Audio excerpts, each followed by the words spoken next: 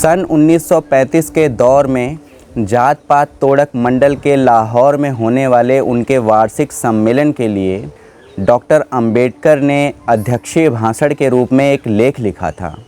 हालांकि बाद में वो सम्मेलन नहीं हो पाया था और अंबेडकर साहब का ये लेख एनिहिलेशन ऑफ कास्ट के रूप में एक किताब के रूप में उन्होंने पब्लिश किया था। उनके उस लेख को मैं आप लोगों के साथ शेयर करना चाहता हूँ। लेख की भूमिका है मेरी कल्पना का आदर्श समाज कैसा होगा। यदि आप में से कुछ सज्जन जाति प्रथा के कारण समाज में पैदा हुए बुरे प्रभावों की दुखदाई कहानियाँ सुनकर थक गए होंगे तो मुझे कोई हैरानी नहीं होगी। ये डॉक्टर अंबेडकर साहब कहते हैं क्योंकि जाति प्रथा के कारण समाज में जो विद्वेष फैला है, जो असमानता फैली है, उसके ऊपर उन्होंने अपने उस अध्यक्षीय भाषण में बहुत चर्चा की थी, जिसमें उन्होंने जाति प्रथा को राष्ट्र विरोधी तक बताया था और जातियां किस तरीके से समाज में वैमनस्यता और घृणा का भाव पैदा करती हैं, सामाजिक एकता को ख़राब करती हैं और सामाजिक एकता के लिए जाति प्रथा को एक अभिशाप भी बताया था। आगे अंबेडकर साहब लिखते हैं, यह कोई नई बात नहीं है, इसीलिए अब मैं इस समस्या के रचनात्मक पक्ष की ओर आता हूँ। मेरे द्वारा जाति प्रथा की आलोचना सुनकर आप लोग मुझसे यह सवाल पूछना चाहेंगे कि यदि मैं जातियों के खिलाफ़ हूँ तो मेरी दृष्टि में एक आदर्श समाज क्या है। मेरा आदर्श समाज एक ऐसा समाज होगा जिसकी नींव आज़ादी, बराबरी और भाईचारे पर आधारित हो। और ऐसा क्यों नहीं हो सकता है? भला भाईचारे के खिलाफ़ किसी को क्या ऐतराज़ हो सकता है? मेरे विचार में ऐसा ऐतराज़ नहीं हो सकता। इससे अलग मैं किसी अन्य समाज की कल्पना कर भी नहीं सकता। एक आदर्श समाज गतिशील होना चाहिए। यह ऐसे तरीक़ों, मार्गों व साधनों से भरपूर होना चाहिए ताकि एक भाग में होने वाले परिवर्तन दूसरे भाग में पहुंच सकें। एक आदर्श समाज में भले के लिए ऐसे कई आपसी हित होने चाहिए जिनका आपस में जानबूझकर आदान प्रदान हो और जिनमें सभी भाग लें। कई तरह की रुचियां होनी चाहिए जो सहर्ष दूसरों तक पहुंचाई जाए और उनसे विचार विमर्श किया जा सके। समाज में दूसरे संगठनों के रिवाजों, विचारों व व्यक्तियों के साथ निरंतर संपर्क व संवाद बना रहना चाहिए। बेरोक टोक मेल मिलाप होने चाहिए। दूसरे शब्दों में कहें तो वहाँ एक सामाजिक फैलाव होना चाहिए। यह भाईचारा है जो लोकतंत्र का एकमात्र दूसरा नाम हो सकता है। लोकतंत्र केवल सरकार का स्वरूप मात्र नहीं है, यह बुनियादी रूप से संगठित व सामूहिक जीवन जीने तथा संयुक्त रूप से बातचीत के अनुभव प्राप्त करने का एक तरीका भी है। लोकतंत्र का निचोड़ है अपने लोगों के लिए आदर और इज्जत का ढंग। क्या आज़ादी के लिए किसी को ऐतराज़ हो सकता है? कुछ लोग समाज में स्वतंत्र रूप से आवागमन के अधिकार का विरोध करते हैं। ये उस समय की बात कर रहे हैं जबकि तथाकथित छोटी माने जाने वाली जातियों के लोगों को सार्वजनिक स्थल पर भी नहीं जाने दिया जाता और उनके सार्वजनिक स्थल पर जाने के लिए रोक थी। तो उस पे ही डॉक्टर अंबेडकर साहब ये कह रहे हैं कि कुछ लोग समाज में स्वतंत्र रूप से आवागमन के अधिकार का विरोध करते हैं और आज के दौर में भी देश के कोने कोने से कई ऐसी घटनाएं सामने आती हैं जिसमें तथाकथित छोटी या नीची माने जाने वाली जातियों के लोगों को मंदिर में नहीं जाने दिया जाता, या सार्वजनिक स्थल पर उनके साथ भेदभाव हुआ, या जाति के कारण जो है उनके साथ दुर्व्यवहार हुआ, ऐसी कई घटनाएं जो हैं आज भी सामने आती हैं।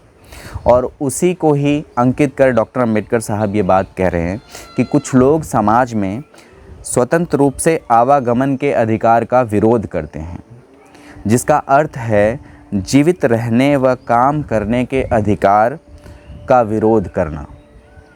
आज़ादी जिसका अर्थ होता है परिवार के लिए भरण पोषण के लिए संपत्ति रखने और शरीर को स्वस्थ रखने के लिए रोजी कमाने के लिए ज़रूरी वस्तुओं को रखने का अधिकार। यहाँ आज़ादी का कोई विरोध नहीं है, तो फिर किसी व्यक्ति की क्षमता के प्रभावी और सही ढंग से उपयोग में लाकर लाभ उठाने की आज़ादी क्यों नहीं दी जाए। जात पात का पक्ष लेने वाले जो जीवन, शरीर और संपत्ति के अधिकार को ही आज़ादी मानते हैं, वे आज़ादी के इस स्वरूप को कतई स्वीकार नहीं करेंगे, क्योंकि इससे व्यक्ति को अपनी रोजी रोटी के लिए कोई भी अपनी रुचि का पेशा चुनने की आज़ादी आ जाती है। लेकिन इस प्रकार की आज़ादी पर ऐतराज़ व विरोध करना गुलामी को हमेशा के लिए कायम रखना है। गुलामी का मतलब यह नहीं है कि किसी को कानूनी रूप से अपने अधीन बना दिया जाए। इसका मतलब समाज की वह स्थिति है जिसमें कुछ लोग दूसरों द्वारा दिए ऐसे आदेश मानने पर मजबूर कर दिए जाते हैं जिससे उनके व्यवहार व रहन सहन पर अंकुश व रोक लगता है। यह स्थिति वहाँ भी पाई जाती है जहाँ कानूनी रूप से गुलामी नहीं है, जैसा कि जाति प्रथा में होता है, या वहाँ भी पाई जाती है जहाँ कुछ लोगों को पहले से ही निर्धारित हे काम करने, मतलब तुच्छ काम करने, छोटा माने जाने वाला काम करने पर मजबूर किया जाता है, जो उन लोगों ने अपनी इच्छा से नहीं अपनाए हों। क्या समाज में समानता पर भी किसी को आपत्ति हो सकती है? दरअसल यह फ्रांस की क्रांति का सबसे अधिक बहस का विषय और प्रबल विरोधी नारा था। तो अंबेडकर साहब फ्रांस की क्रांति का भी उल्लेख करते हैं अपने उस भाषण में, और ये बताते हैं कि किस तरीके से जो फ्रांस की क्रांति हुई थी उसमें सामाजिक समानता मुख्य मुद्दा था। समानता के खिलाफ दावे में दम हो सकता है और लोगों को यह स्वीकार करना पड़ सकता है कि सभी लोग बराबर नहीं हो सकते हैं। लेकिन इसमें क्या मतलब? समानता का विचार चाहे काल्पनिक ही हो, लेकिन फिर भी शासन करने के लिए इस विचार को एक सिद्धांत के रूप में स्वीकार किया जाना चाहिए। किसी भी व्यक्ति की शक्ति 3 बातों पर निर्भर करती है। पहला, शारीरिक वंशानुगत, दूसरा सामाजिक विरासत या समाज द्वारा दी गई पक्की जायदाद अर्थात माता पिता द्वारा पालन पोषण, शिक्षा, वैज्ञानिक ज्ञान को अर्जित करना और अन्य सब कुछ जो एक व्यक्ति को किसी अज्ञानी के मुकाबले अधिक योग्य बनाती हैं। और अंत में तीसरा, उसके अपने प्रयास। इसमें कोई शक नहीं है कि इन तीनों बातों में मनुष्य बराबर नहीं है, लेकिन इसलिए गैर बराबरी का व्यवहार करें क्योंकि वह हमारे बराबर नहीं है, यह एक ऐसा सवाल है जिसका जवाब समानता के विरोधियों को देना पड़ेगा। व्यक्ति विशेष के रूप में यदि किसी के प्रयास बराबर नहीं हैं तो उसके साथ गैर बराबरी का व्यवहार किया जा सकता है। यह हर व्यक्ति की शक्ति व क्षमता को पूरी तरह से विकसित करने के लिए उसे पूरा सहयोग व अवसर दिए जाने चाहिए। लेकिन यदि पहले 2 कारणों से किसी व्यक्ति को असमान मानकर उसके साथ असमानता का व्यवहार किया जाए, जैसा कि किया जाता है, तो उसका क्या परिणाम होगा? बहुत स्पष्ट है। ऐसी स्थिति में ऐसे व्यक्ति ही आगे बढ़ने की प्रतियोगिता की दौड़ में चुने या जीते जाएंगे जिनके पक्ष में जन्म, शिक्षा, पारिवारिक प्रतिष्ठा, व्यावसायिक संबंध तथा पुरखों से विरासत में मिली संपत्ति होगी। लेकिन ऐसी स्थिति में योग्य व्यक्ति का चुनाव नहीं होगा, बल्कि विशेष अधिकार प्राप्त व्यक्ति का ही सिलेक्शन होगा। इसीलिए जो ताकतें तीसरी श्रेणी के लोगों के साथ असमानता की बात करती हैं, वे ही ताकतें मांग करती हैं कि पहली दो श्रेणी के लोगों के साथ जहां तक हो सके समानता का व्यवहार किया जाना चाहिए। दूसरी ओर इसका उल्टा यह आग्रह किया जा सकता है कि सामाजिक संगठन के लिए यह लाभप्रद है कि उसके ज़्यादातर सदस्यों को सहयोग मिले। यह तभी संभव है जब उनके साथ दौड़ की शुरुआत से ही जहां तक हो सके बराबरी का व्यवहार हो। अर्थात समाज में एक सदस्य से अच्छा लाभ तब लिया जा सकता है जब उसके साथ बराबरी का व्यवहार हो और उसको बराबरी का मौका मिले।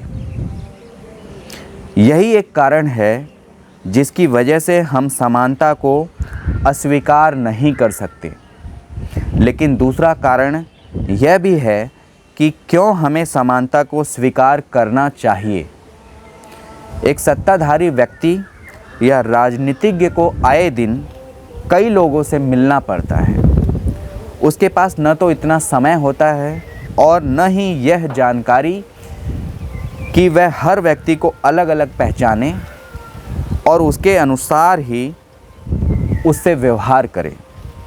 अर्थात हर व्यक्ति की आवश्यकता, उद्देश्य या उसकी योग्यता या क्षमता के अनुसार उससे व्यवहार करे। किसी के साथ चाहे कितना भी न्यायपूर्ण, निष्पक्ष व सद्व्यवहार किया जाए, फिर भी इतनी विशाल जनसंख्या अर्थात मानवता को अलग अलग वर्गों में बांटना संभव नहीं है। इसीलिए सत्ताधीश को सीधा सादा नियम अपनाना चाहिए और वह है कि सभी के साथ समानता का व्यवहार हो। सिर्फ इसलिए नहीं कि वह सब एक समान हैं, बल्कि इसलिए भी कि उनमें वर्गीकरण या श्रेणी के आधार पर बंटवारा संभव नहीं है।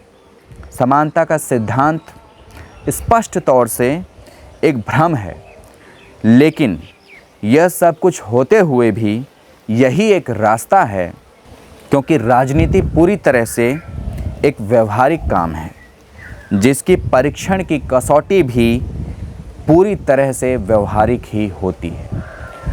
तो डॉक्टर अंबेडकर साहब अपने आदर्श समाज के बारे में लिखते हैं कि वह समानता पे आधारित होना चाहिए, जिसमें सभी श्रेणी के लोगों के साथ बराबरी का व्यवहार होना चाहिए, समानता का व्यवहार होना चाहिए तथा उनको बराबरी के अवसर भी मिलने चाहिए, जिससे कि उनकी योग्यता जो है वो साबित हो सके और उसको पूरा मौका मिल सके जीवन में खुशहाल रहने का और अपनी तरक्की के बारे में सोचने का।